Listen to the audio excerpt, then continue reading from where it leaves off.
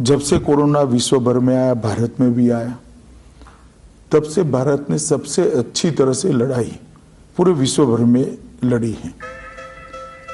मुझे तो किस चूहे की, किस डॉगी की और किस गधे की नजर लग गई है कि ये कोरोना ही नहीं जा रहा है। मैं इतना दिल रो रहा है कि मैं ऐसा क्या करूं जो कोरोना भाग जाए। साध्वी प्रज्ञा एक बार फिर से सुर्खियों में है। उन्होंने कोरोना को भगाने के लिए हनुमान चालीसा का पाठ करने का सुझाव जनता को दिया है। तो एक स्वर में गाया हुआ हनुमान चालीसा का पाठ निश्चित रूप से सिद्ध होगा और हम कोरोना से मुक्ति पाएंगे। भाजपा विधायक सुमन हरिप्रिया ने विधानसभा में कहा कि कोरोना वायरस पर अगर गोबर का प्रयोग किया जाए तो लाभ मिलेगा। पश्चिम बंगाल बीजेपी के प्रदेश अध्यक्ष घोष, उन्होंने एक बयान में कहा था कि गौमूत्र पीने से कोरोना वायरस सहित हर तरह के वायरस से लड़ने की शरीर की प्रतिरोधक क्षमता बढ़ती है। एक और इसी तरह की बात फैली कि गौमूत्र पीने से कोरोना ठीक होता है और बीजेपी के कार्यकर्ता ने जोरा बागान में तैनात एक सिपाही को जबरदस्ती गौमूत्र पिला दिया। ये साहब राजस्थान के सवाई माधोपुर से बीजेपी के मेंबर पार्लियामेंट है। जनाब ने कोरोना को लेकर कई बड़े बड़े दावे किए थे। कहा था शंख बजाने से कोरोना नहीं होता, कहा था शरीर पर मिट्टी लगाने से कोरोना नहीं होता, कहा था आग जलाकर उसके बीच में बैठने से कोरोना नहीं होता। लेकिन इन जनाब की हर तदबीर बेकार हो गई जब ये सब करने के बावजूद वो खुद कोरोना पॉजिटिव हो गए। यहाँ पे उनको कोरोना हो गया। I am feeling so sad. मैं तो बहुत सैड हूँ, मैं बहुत टेंशन में हूँ। ये सब इमेजिनरी सिचुएशंस, इमेजिनरी बातें, इमेजिनरी पैनिक, इन सब के अंदर आप अपने आप को मत उलझाइए। पैनिक हो इस प्रकार की कोई बात नहीं करनी। पैनिक मत हो, खा कोरोना के ठेंगा दिखाओ। वाह, हम क्या करें, मुझे कुछ समझ में नहीं आ रहा। कोरोना कब भागेगा? 10-15 दिन में ये आफत शांत हो जाए। 10-15 दिन में ये आफत शांत हो जाए।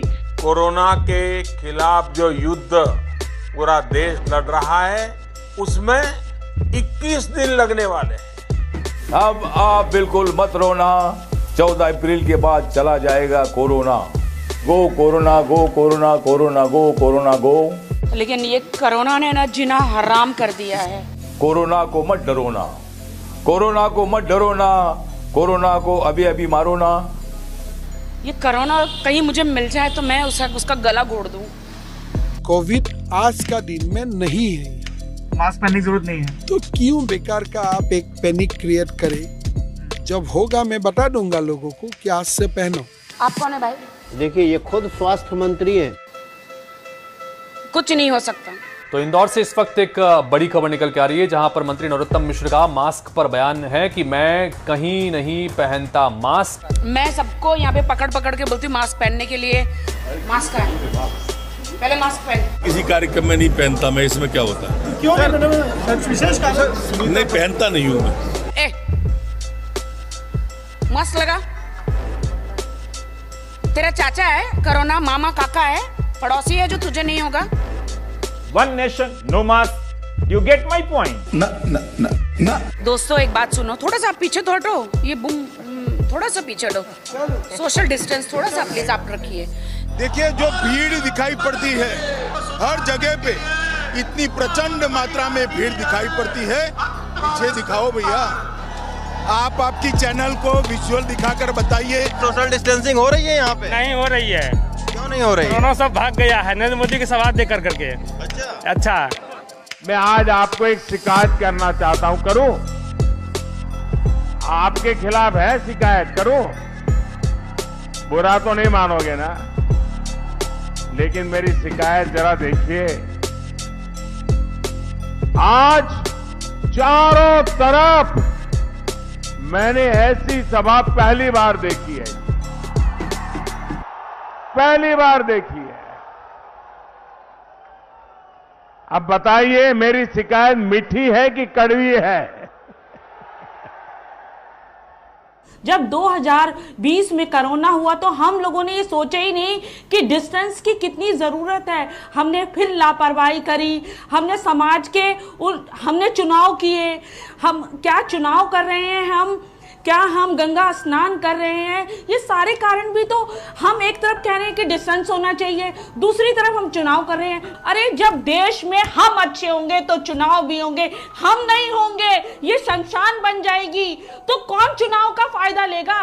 जब हमें पता था, गवर्नमेंट को पता था कि हाँ ये महामारी है, तो हम उस पर क्यों नहीं ध्यान दिए?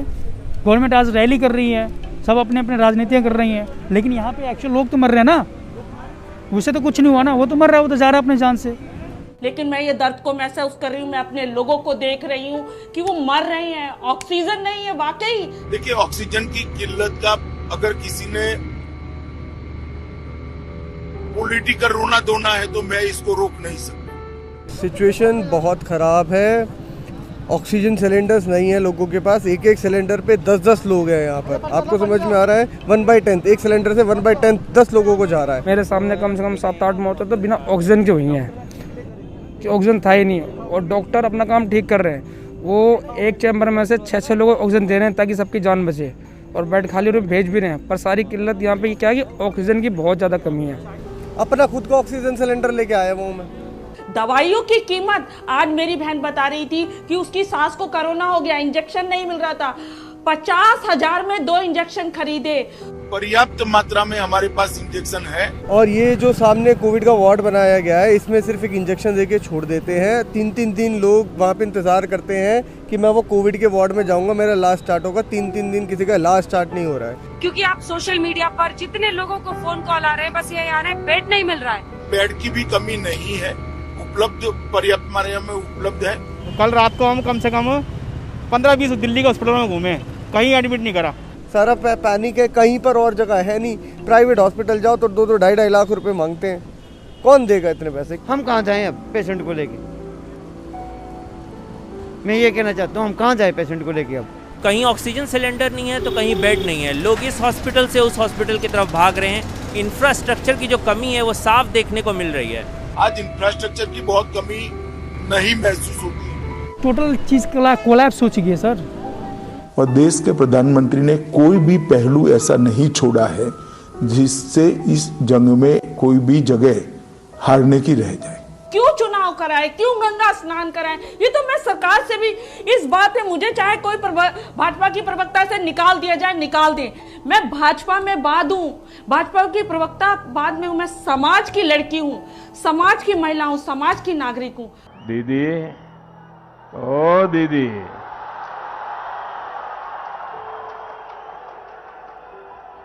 देखिए दीदी, ओ दीदी जी, कि धुंधमय आकाश का मौसम है मेरे देश में, और मौत के सहवास का मौसम है मेरे देश में।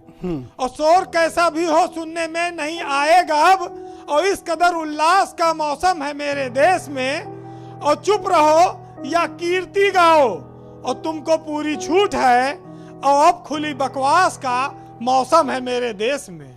मैं मोदी जी को ब्रह्मा विष्णु महेश कहूंगी, बिकॉज ही रॉक्स। 20 साल तक उनको कोई हिला नहीं सकता, उनके सिंहासन को। इस वीडियो के सामने आने के बाद सवाल तो बनता ही है, अगर हम करें तो करें क्या, बोले तो बोले क्या? क्या बताऊं आपको, लेकिन ये कोरोना ने ना जीना हराम कर दिया है। आप जो मेरी आलोचना करते हैं वो मेरे लिए बहुत बड़ा खजाना है, वो मेरे लिए गोल्ड माइन है। हो गया ना, ठीक है।